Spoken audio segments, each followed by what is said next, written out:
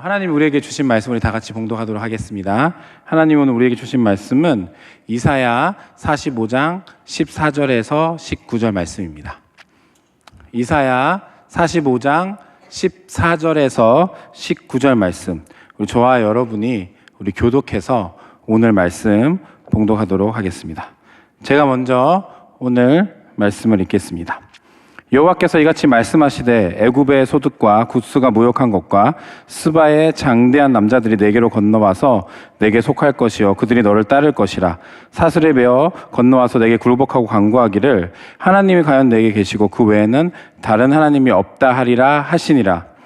구원자 이스라엘의 하나님이여 진실로 주는 스스로 숨어 계시는 하나님이시니이다. 우상을 만드는 자는 부끄러움을 당하며 욕을 받아 다 함께 수욕 중에 들어갈 것이로되 이스라엘은 여호와께 구원을 받아 영원한 구원을 얻으리니 너희가 영원히 부끄러움을 당하거나 욕을 받지 아니하리로다.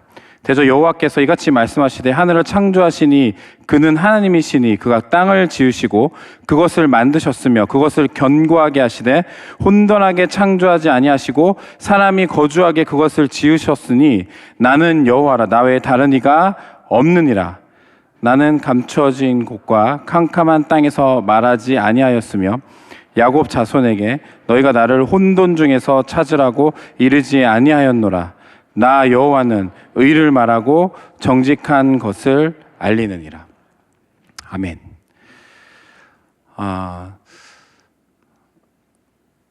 우리는 올해 예언자 공동체라는 주제로 올 한 해를 시작했습니다.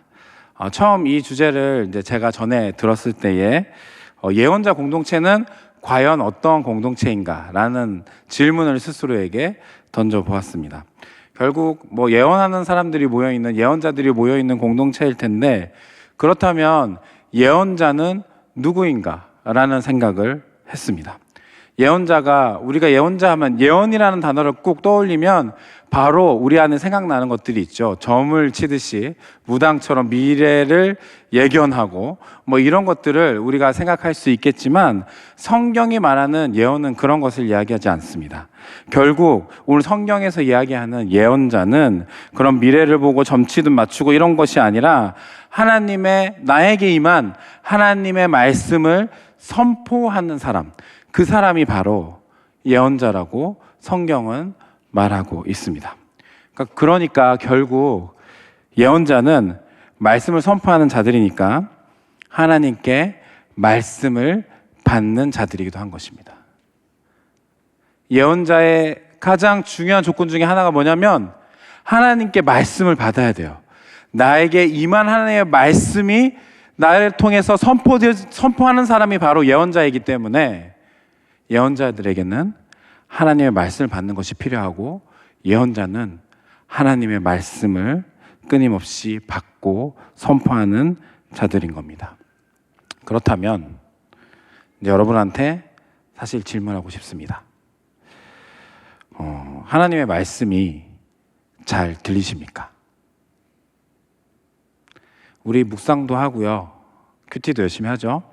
이렇게 예배 시간에 와서 설교도 들어요. 금요 성령 기도에 요즘 정말 많은 분들이 오셔서 함께 기도하고 있는데 그렇게 기도의 자리에 나가서 열심히 기도하고 있습니다. 하나님이 나에게 어떤 말씀을 잘 해주시는 것들이 여러분 잘 들리십니까? 아니면 그렇지 않으십니까? 모르긴 몰라도 잘 안 들립니다 라고 하시는 분들이 훨씬 많을 것 같아요. 우리가 가끔씩 하나님의 말씀을 구할 때가 있잖아요. 하나님 좀 속 시원하게 좀 임재하셔서 나에게 좀 말씀을 해주시면 제가 순종하고 그대로 해보겠습니다 라고 이렇게 마음을 다잡고 하나님의 말씀을 구하지만 그 말씀이 잘 들리지 않을 때가 우리 삶에 많은 것 같습니다. 제가 초등학교 시절에 저희 주일학교, 제가 다니고 있었던 주일학교에 이 달란트 시장이 분기마다 있었습니다. 그러니까 학기마다 달란트 시장이 있었는데 달란트를 이것저것 해가지고 모으면 그 달란트를 갖고 자기가 그 달란트 시장 할 때에 가서 자기가 원하는 거 살 수도 있고 맛있는 거 사 먹을 수도 있고 이런 제도가 지금 우리 교회도 있더라고요. 주일학교 보니까 그런 게 있었습니다. 근데 이 달란트를 제가 있었던 교회에서는 바로 달란트로 주지 않고 그 전에 이렇게 상처럼 받는 스티커가 있었어요. 스티커를 뭐 예를 들어서 암송을 해오면 뭐 스티커 하나, 주일 예배 참석하면 뭐 스티커 하나, 뭐 이런 식으로 해서 스티커를 이렇게 받아주시면 그 스티커를 나중에 달란트로 환전해 주셔서 그 달란트를 갖고 이제 달란트 시장을 할 수 있었습니다. 가장 스티커를 많이 받을 수 있는 항목이 있었습니다. 뭐였을까요? 전도였습니다. 전도를 한 명 해오면 무려 스티커 5장이 부여가 됐습니다. 제가 굉장히 열심히 그 5장을 위해서 전도를 했습니다. 학교에 가서 친구들한테 자, 교회 가자, 교회 가면 너무 좋아, 예수 믿자, 예수 믿으면 너무 좋아. 어린 마음에 할 수 있는 건 그거밖에 없죠. 그래서 마음 한구석에 달란트 시장을 통해서 내가 먹고 싶은 거, 사고 싶은 거 살 것이다라는 그 야망은 뒤로 한 채 친구에게 교회 가면 좋다라는 얘기만 항상 하면서 열심히 전도를 했습니다. 근데 그 중에 한 친구가 저에게 이 질문을 했는데, 그 질문을 듣고 저는 그 뒤에 전도하는 걸 잠깐 멈출 수밖에 없었습니다. 뭐냐면 상신아, 하나님 좀 보여줘봐. 그러면 내가 믿을게. 이렇게 아주 당당하게 이야기했습니다. 근데 제가 보여줄 수가 없잖아요. 왜냐면 저도 못 봤으니까. 그래서 저를 주저하게 만드는 그 질문이 바로 그때 가운데 있었습니다. 근데 우리가 잠깐 저의 어린 시절의 이야기들 들어서 예로 듣긴 했지만, 우리의 삶에서 사실 하나님 앞에 이런 생각할 때가 있지 않습니까? 하나님 좀 시원하게, 속 시원하게 나한테 좀 내 귀에 알아듣게 말씀만 해주십시오. 내가 그 말씀 예언하겠습니다. 선포하겠습니다. 내 그 말씀에 순종해서 가겠습니다. 하나님이 말씀만 정확하게 해주시면, 나에게 그 말씀이 정확하게 임한다면 나 진짜 속 시원하게 살 수 있을 것 같아요. 그 말씀대로 살 수 있을 것 같아요. 여러분, 그렇게 생각할 때 있지 않으십니까? 근데 잘 안 들려요. 우리가 하나님의 말씀을 구할 때가 언제입니까? 하나님의 도움이 간절히 필요할 때예요. 보통은 우리의 힘으로 도저히 해결할 수 없는 문제가 우리에게 임했을 때, 그 문제에 직면했을 때 우리가 하나님의 말씀을 구합니다. 내가 어떠한 선택을 해야 될지 모를 때, 내 앞길의 진로를 아주 중요한 결정을 해야 할 때, 내 안에 문제를 해결할 수 없을 때 우리 간절하게 하나님 말씀 구하지 않습니까? 주님, 말씀하여 주시옵소서. 하나님, 여기서 나에게 어떻게 하기 원하십니까? 소망의 말씀을 나에게 좀 주십시오. 근데 잘 안 들려요. 우리가 하나님 앞에 그럴 때마다 이런 생각을 하게 되죠. 하나님, 진짜 속 시원하게 좀 나에게 오셔서 말씀만 해주시면 제가 믿겠는데 왜 그걸 안 해주시죠? 우리가 하나님 앞에 그런 질문을 하며 살아갈 때가 많은 것 같습니다. 혹시 오늘 이 자리에 계신 분들 중에서도 그런 생각을 갖고 요즘의 삶을 살아가고 계신 분들 계십니까? 하나님의 말씀이 나에게 임하지 않아서, 하나님이 내 삶의 반경에 보이지 않아서 너무 답답한 삶을 살아가고 계신 분들 이 자리에 계십니까? 오늘 말씀을 한번 잘 들어보시면 좋을 것 같습니다. 오늘 말씀 보시면 이사야의 이야기와 그 이사야의 이야기를 들은 하나님의 반응이 오늘 본문에 정확하게 드러나 있습니다. 오늘 우리가 읽은 본문에 보면 이사야가 하나님을 가리켜서 하나님은 이런 분이십니다 이렇게 고백하는 장면이 있습니다. 우리 15절 말씀인데, 우리 15절 말씀을 다 같이 한번 읽어보겠습니다. 우리 다 같이 읽겠습니다. 구원자 이스라엘의 하나님이여, 진실로 주는 스스로 숨어 계시는 하나님이시니이다. 이 말씀 가운데 우리가 첫 번째로 발견할 수 있는 하나님은 어떤 하나님이죠? 구원자 하나님. 우리가 다 믿는 하나님입니다. 우리가 믿는 하나님은 구원자 하나님이십니다. 여러분 믿으십니까? 우리가 믿는 유일한 구원자, 나를 구원해낼 수 있는 능력이 있는 유일한 한 분, 그분이 바로 우리가 믿는 하나님이십니다. 너무 익숙한 표현이죠. 근데 그 뒤에 나오는 이야기가 우리를 당황하게 합니다. 뭐냐면 이사야가 얘기하고 있는 하나님은 구원자 하나님일 뿐만 아니라 스스로 숨어 계시는 하나님입니다. 스스로 숨어 계시는 하나님. 우리는 몇 주 전에 담임 목사님께서 스바냐서 말씀을 갖고 말씀을 전해주실 때에 이 숨어 계시는 하나님에 대한 이야기를 들었습니다. 여러분 기억을 한번 떠올려 보실까요? 하나님이 숨어 계실 때가 있다고 했습니다. 언제요? 인간이 하나님의 꿈을 짓밟을 때, 무시해 버릴 때 하나님은 그의 얼굴을 숨기시곤 한다고 그렇게 말씀이 선포되었습니다. 기억이 나십니까? 너무 오래전 일이라 너무 새롭습니까? 그런 말씀이 선포되어져 있었습니다. 하지만 오늘 본문에서 마주하고 있는 이사야, 하나님이 스스로 그의 얼굴을 숨기셨다라고 표현하고 있는데 그 이유에 대해서 전혀 모르고 있는 것 같습니다. 그래서 사실 이 본문을 자세히 보면 이사야가 구원자 하나님 찬양하는 것 같지만 오늘 이야기는 찬양하는 내용이라기보다는 구원자 하나님이신데 그 하나님이 숨어 계십니다. 탄식하고 있는 것입니다. 그의 얼굴을 숨기고 계신다고 이사야도 느끼고 있는 거예요. 이사야도 숨어 계신 하나님을 직면하고 있는 것입니다. 지금 이사야의 하나님은 그래 구원의 역사는 이루어져 가는 것 같아. 그런데 하나님이 숨어 계셔. 지금 이렇게 느끼고 경험하고 있는 것입니다. 여기서 숨어 계시는 하나님, 이 숨어 있다라는 이 표현은 의도적으로 일부러 목적을 갖고 그렇게 일부러 숨어 있다라는 그런 표현입니다. 그런 단어의 뜻을 갖고 있습니다. 우리가 그런 하나님을 우리의 삶에서 만날 때 여러분 어떠하십니까?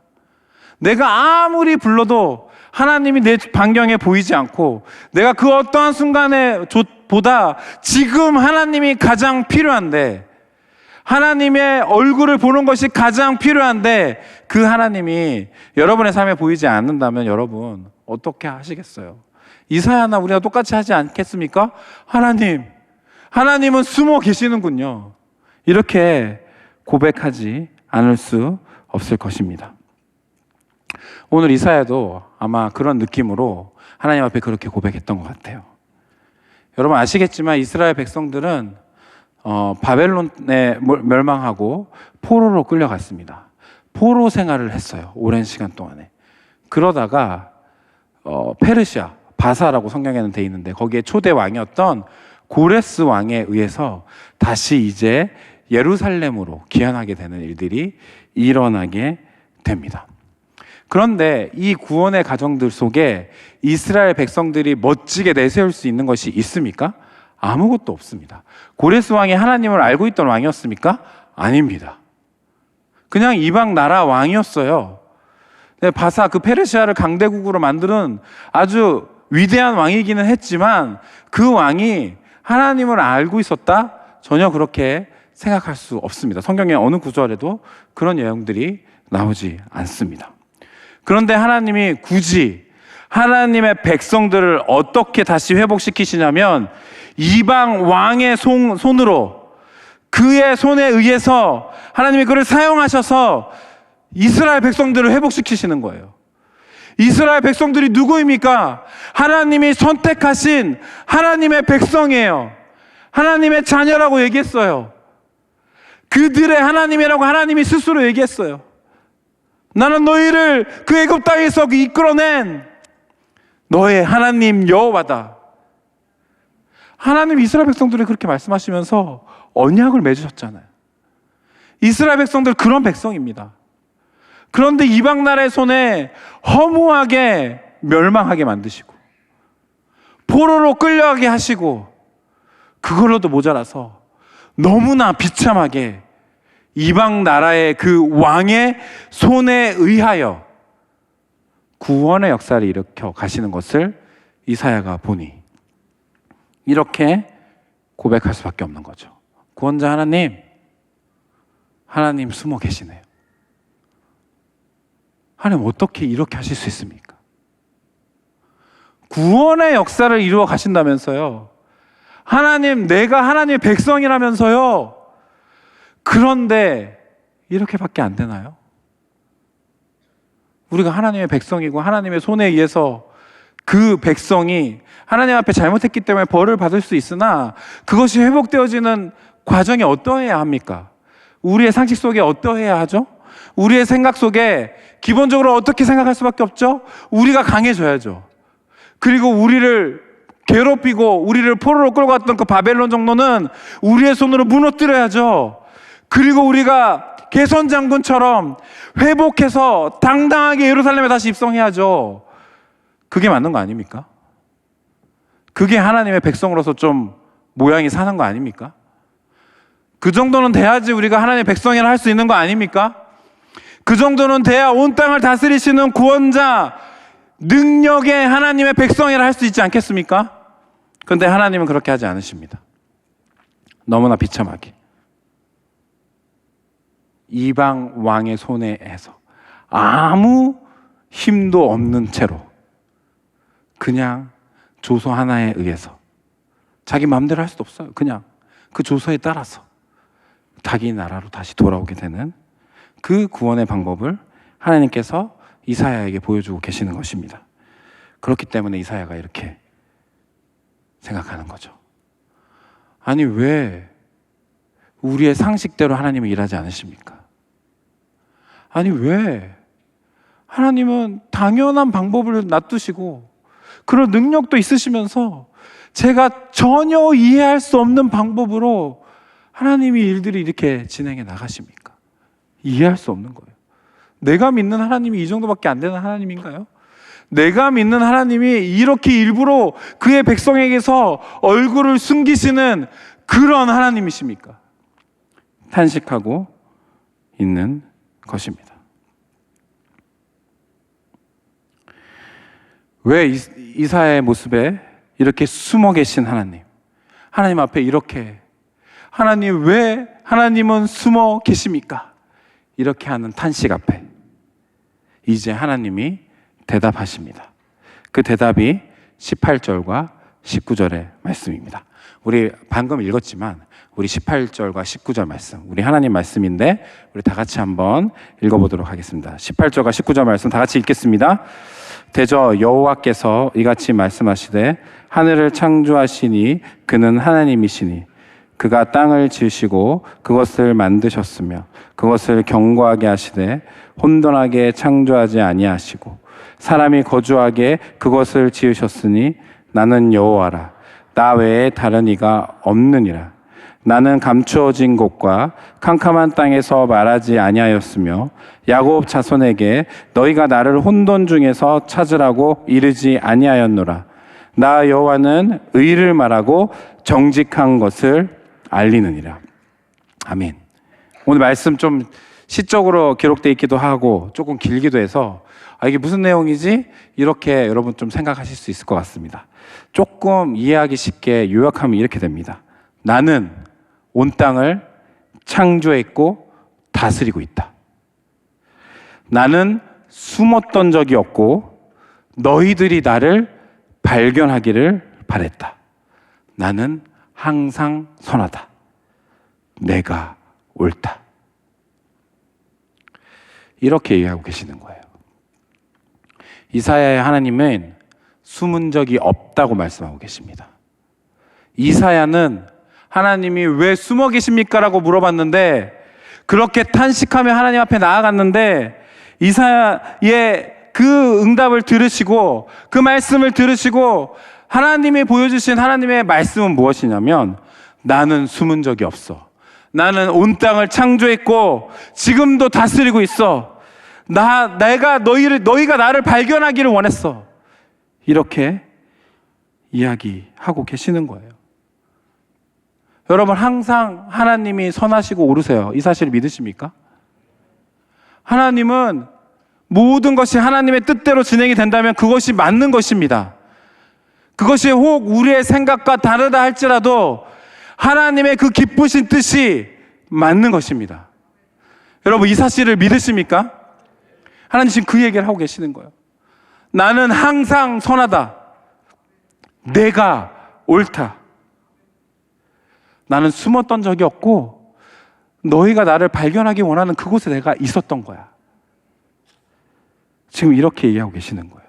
그러니 지금 하나님은 뭐냐면 우리가 발견하도록 숨어 계시는 겁니다. 우리가 발견하기를 원하는 곳이 있으세요. 거기에 숨어 계시는 거예요. 인간이 인간의 생각 안에 하나님을 가두고 하나님, 내가 믿는 하나님이라면 여기 계셔야죠. 하나님 이 문제 속에 이렇게 말씀하셔야죠. 하나님 내 상식 안에 일하셔야죠. 하나님을 우리의 생각 가운데 가두고 하나님을 보고 있는 거예요. 그러니까 하나님이 안 보이죠. 하나님이 숨어 계시는 것 같죠. 우리가 생각하는 대로 하나님이 움직이셔야 그 하나님이 보인다고 생각하는 거죠. 하나님 그거 아니라고 말씀하시는 거예요. 나는 너희 생각 밖에 있는 존재야. 내가 옳아. 내가 선하다. 내가 맞다. 나는 너희의 생각 밖에서 움직이는 존재다. 너는 나를 믿고 따라라. 거기 아니고 네가 나한테 와. 그 얘기를 하시는 거예요. 나 보고 싶니? 그러면 네가 나한테 와. 이렇게 말씀하고 계시는 겁니다. 이런 하나님의 모습을 우리 신약에서 좀 발견할 수 있는 모습이 있습니다. 종교개혁자 마틴 루터가 이 부분에 대한 말씀을 주석하면서 이 신약에 있는 한 하나님의 모습을 소개해 줬습니다. 그게 뭐냐면 우리가 잘 아는 십자가의 하나님입니다. 십자가의 하나님.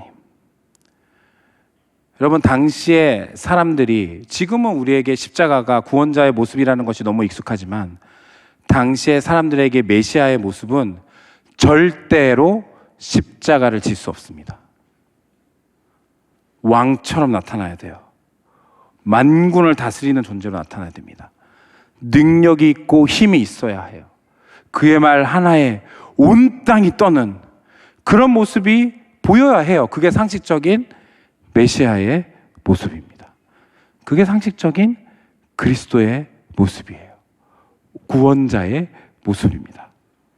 그런데 십자가의 하나님은 그 예수님은 어떤 모습이었습니까? 아무 힘없는 어린 양처럼 그냥 십자가에서 허무하게 죽어나가는 것 같은, 그 위에서 예수님이 뭐라고 절규하셨죠? 엘리 엘리 라마 사박다니. 나의 하나님, 나의 하나님, 어찌하여 나를 버리셨나이까. 그 십자가에 매달린 순간 하나님은 예수님에게서 그의 얼굴을 숨기셨습니다. 숨어 계시는 거예요. 왜요? 온 인류를 구원하시는 그 십자가를 통해, 온 인류를 구원하시는 그 구원의 현장에 하나님이 발견되시길 원했기 때문입니다. 우리는 하나님의 얼굴을 숨기신 십자가를 보고 무엇을 발견합니까? 우리를 구원하시는 구원자 하나님을 발견하는 것입니다. 십자가의 그 현장에 우리 하나님은 얼굴을 가리셨지만 그 하나님이 어디서 발견되신다고요? 우리를 구원하시는 그 구원의 현장에서 발견되신다고요. 그게 신약에 우리가 만날 수 있는 하나님의, 숨어 계신 하나님의 모습입니다.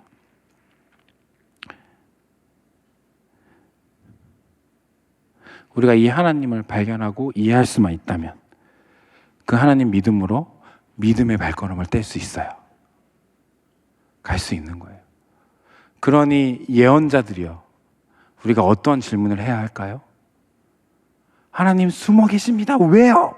이거요? 아닙니다. 하나님 어디 계십니까? 그걸 물어봐야죠. 하나님이 발견되시기 원하시는 곳에 있다면 그걸 물어봐야 되는 거예요, 여러분. 하나님 어디 계세요? 물어봐야죠. 거기 계십니까? 제가 그곳으로 가겠습니다. 하나님 내가 있는 곳에 오세요. 이것보다 더 성숙한 요청, 고백. 하나님 어디 계십니까? 제가 가겠습니다. 그렇게 질문해야 하는 것입니다. 여러분, 이렇게 말씀을 듣고 나면 이제 여러분 머릿속에 질문이 있을 것 같습니다.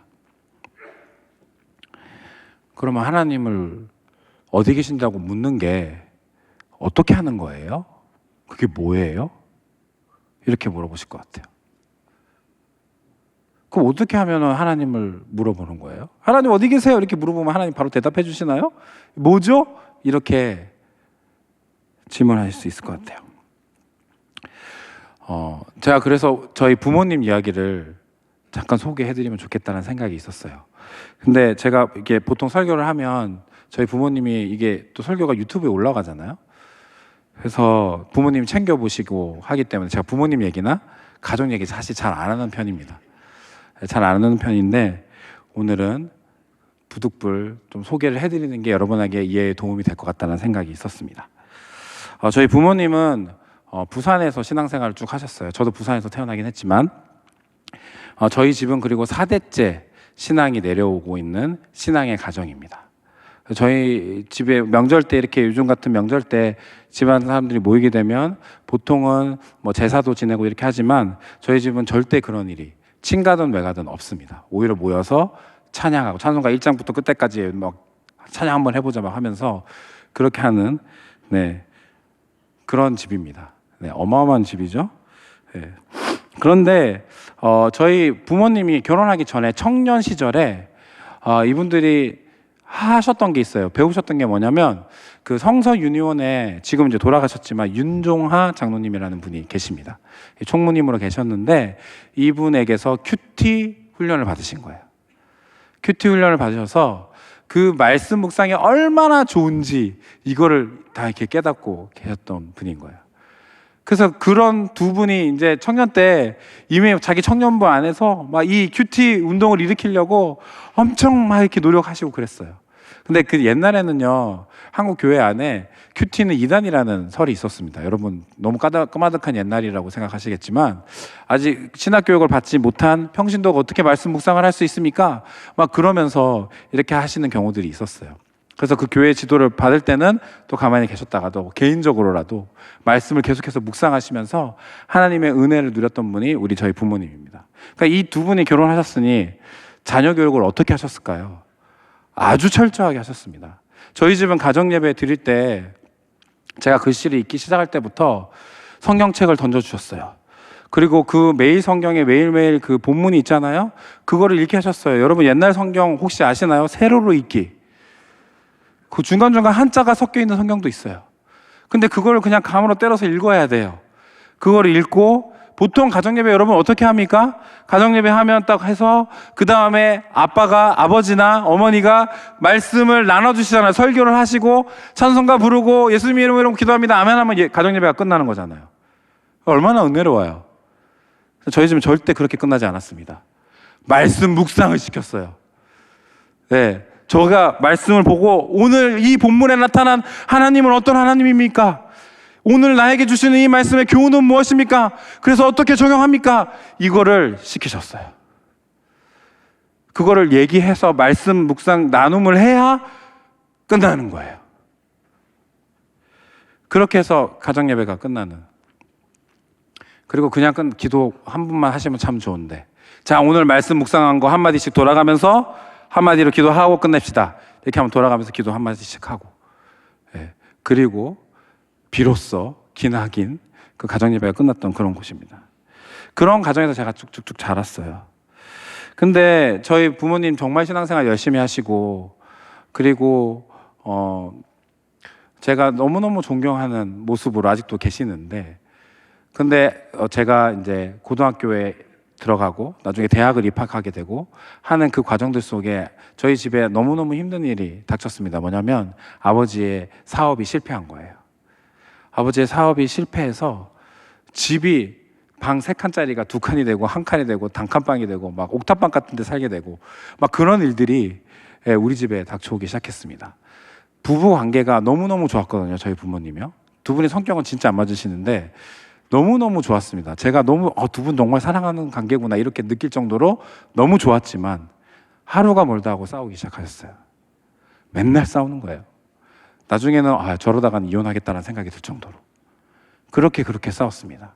그렇게 싸우시고 정말 최악의 관계가 되어졌을 때에 제가 군대를 갔어요. 대학교 2학년 2학기 때입니다. 그때 군대를 갔는데 군대를 갔다가 휴가를 나오잖아요. 휴가를 나올 때마다 두 분 사이가 조금씩 좋아지시는 게 느껴지는 거예요. 나중에 제대할 때는 두 분 사이가 너무 좋아지신 것 같은 거예요. 그래서 제가 아버지한테 물어봤어요. 도대체 무슨 일이 일어났냐 우리 집에. 그렇게 물어봤더니 저희 아버지가 딱 고민하지 않으시고 바로 대답해 주셨어요. 뭐냐면 내가 쉐어링을 했다 이렇게 하시는 거예요. 뭐냐면 말씀 묵상 큐티 나눔을 하셨다는 거예요. 누구랑? 어머니랑. 아마 두 분이 같이 마주 앉기도 싫었을 것 같거든요. 제가 예상을 해보건데 아마 쳐다보지도 않고 말씀 본문 읽으셨을 거예요. 그리고 이제 서로 말씀을 억지로 나누기 시작하셨겠죠.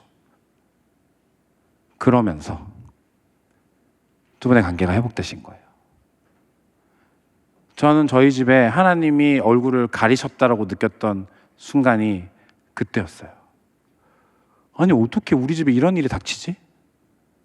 이렇게 열심히 하나님을 섬기는 집에 도대체 왜 이런 일이 닥치지? 하나님이 나에게서 우리 가정에게서는 그 얼굴을 숨기셨구나. 하나님의 말씀 전혀 들리지 않았어요. 밤마다 거실 구석에서 눈물 흘리면서 꺼이꺼이 하면서 어머니 울면서 기도하시는데 그런데 하나님이 전혀 응답하시지 않으시는 것 같았거든요. 말씀이 들리지 않았고 회복이 되지 않았던 그 시간에 두 분이 무엇을 하셨냐면 말씀 묵상 나눔을 하신 거예요. 그게 뭐예요? 하나님 어디 계세요? 질문하는 행동인 겁니다. 그게 하나님을 찾는 행동이에요, 여러분. 여러분, 우리가 예배를 통해서 하나님을 찾아야죠. 하나님 어디 계십니까? 여러분 삶에 말씀이 들리지 않으세요? 그러면 예배를 통해 하나님 앞에 나아가야죠. 찾아야죠. 아침에 이를 악물고서라도 말씀 묵상하셔야죠, 여러분. 금요 성령 기도회개 같은 기도에 나오셔야죠.